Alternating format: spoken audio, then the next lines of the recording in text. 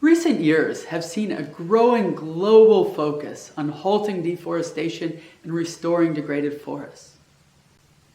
Forests have a lot to contribute to our global fight against climate change, and they're critical for preserving biodiversity.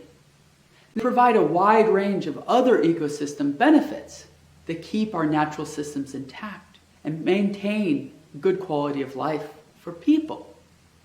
Forests are particularly important in rural areas of low and lower middle income countries. Globally, it is estimated that 300 million people live in priority areas for restoration. And in such areas, forests often provide crucial contributions to rural livelihoods. For example, by providing fuel wood or fodder for animals, or a variety of other non-timber forest products that people consume or sell on the market.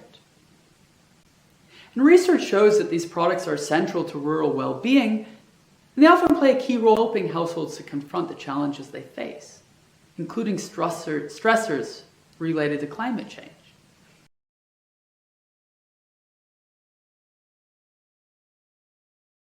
In our recent commentary in Nature, we argue that global forest restoration priorities should be defined by people at the margins. Rural and indigenous groups who live in places where restoration activities are taking place and for whom forests are so important to their daily lives. In recent years, there have been several high-profile analyses that have sought to estimate forest restoration potential globally, to identify areas where investments should be prioritized in pursuit of these goals. And in principle, we think it is great that policymakers have good scientific knowledge available to them to make these decisions. But in this case, we think that the emphasis is misplaced.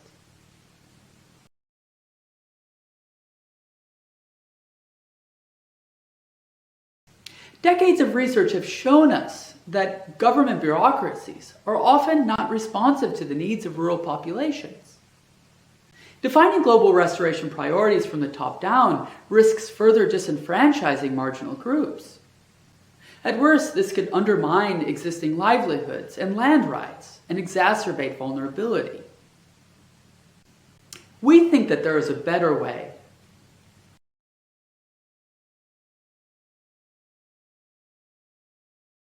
Around the world, many rural and indigenous populations have well-established systems of forest management in place.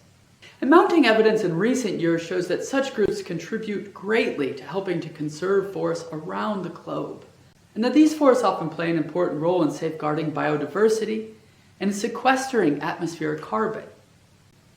This evidence suggests that, given the opportunity, many such populations would be very interested to work with governments to promote conservation and restoration, if their needs and interests were respected in the process.